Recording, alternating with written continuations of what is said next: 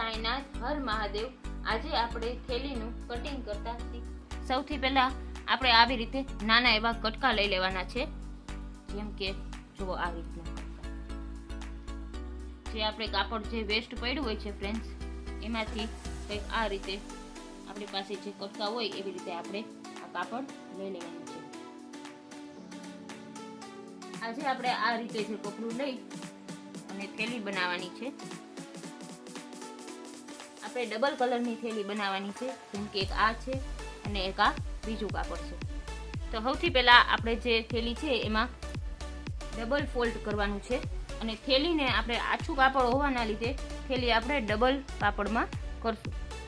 આપણે 4 ફોલ્ડ કરશું ફ્રેન્ડ્સ, 4 વડું કરશું, એટલે આ 2 ભાગ થશે, થેલીના 2 ભાગ થશે। આ 4 ફોલ્ડ કર્યા પછી આપણે થેલીનું માર્કિંગ કરશું। જેમ કે આ છે 10 ઇંચ, 10 ઇંચે આપણે એનું માર્કિંગ કરવાનું છે કંઈક આવી રીતે। આ થેલીની લંબાઈ છે ફ્રેન્ડ્સ। ત્યારબાદ આપણે થેલીનું આપણે પહોળાઈ માપવાની છે, તો પહોળાઈ આપણે 8 ઇંચ રાખવાની છે, તો 8 ઇંચે આપણે માર્કિંગ કરશું। અને હવે આપણે એમનું કટિંગ કરવાનું છે, તો આપણે એનું કટિંગ કરી લઈએ।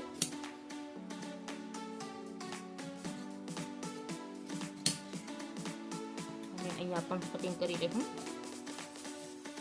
અને આ બાજુ આવી રીતે છે, તો એને પણ આપણે સરખું રાખી અને કટિંગ કરી લઈશું।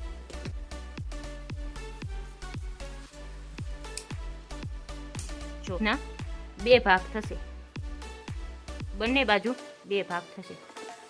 આ 2 ભાગ કર્યા પછી ફ્રેન્ડ્સ આપણે એને પાછું ફોલ્ડ કરવાનું રહેશે। અને આવી રીતે ફોલ્ડ કર્યા પછી આ ભાગથી આપણે એને ગોળાકાઈમાં લઈ જશું। ગોળાકાઈ કરી લેવાનું છે, જો આવી રીતે। ન આવડતું હોય તમને તો ગોળાકારની એક પટ્ટી આવે છે, તો એને પણ તમે કરી શકો। બાદ આપણે ગોળાકારનું કટિંગ કરી લઈશું એક આવી રીતે જો। અને આ કર્યા પછી આપણે થેલીને ઉથલાવી લઈશું, તો કંઈક આવી રીતે આ બની જશે। આ કર્યા પછી ફ્રેન્ડ્સ આપણે છે જેમ કે સાઈડમાં પટ્ટી આવશે તો એમનું મેઝરમેન્ટ લઈ લેશું આપણે, તો આવી રીતે લેશું એનું મેઝરમેન્ટ, જોજો આવી રીતે લેવાનું છે। તો અહીંયા એવા છે 25 અંક આવ્યા છે, તમે જો 25 છે, તો એનું મેઝરમેન્ટ લેવા માટે આપણે બીજું કાપડ લેશું અને આપણે એક અવળું પેલા કરશું। 25 છે એટલે એક ફોલ્ડ કરવા માટે આપણે એનું 26 અંક લેશું મેઝરમેન્ટ। અહીંયા લેશું આપણે 26 આપણે લેશું મેઝરમેન્ટ, જો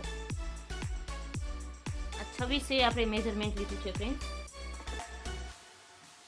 ત્યારબાદ આપણે આને ડબલ ફોલ્ડ કરશું। ફોલ્ડ કર્યા પછી આપણે એની પહોળાઈ 3 ઇંચ રાખશું ફ્રેન્ડ્સ, 3 ઇંચ જો આ 3 ઇંચે આપણે એનું મેઝરમેન્ટ લીધું છે। બસ આપણે આટલું લેવાનું છે અને આનું આપણે કટિંગ કરશું।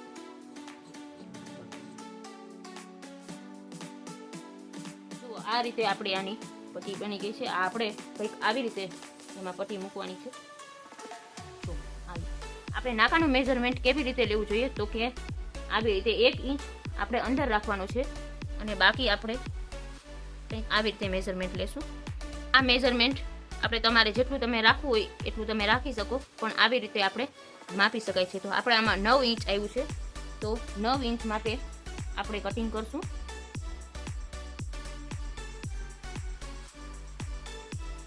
એમાં પણ આપણે ડબલ ફોલ્ડ કરવાનું છે, ફોલ્ડ કરી પછી 4 ફોલ્ડ કરવાનું છે, કેમ કે ડબલ રાખવાનું છે આપણે।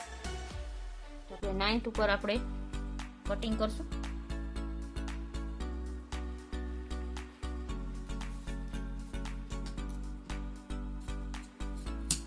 અહીંથી જે વધારાનો ભાગ હોય એ આપણે કટ કરી નાખવાનો, અને આનું પણ ડબલ છે એટલે આપણે આનું કટિંગ કરી લઈશું।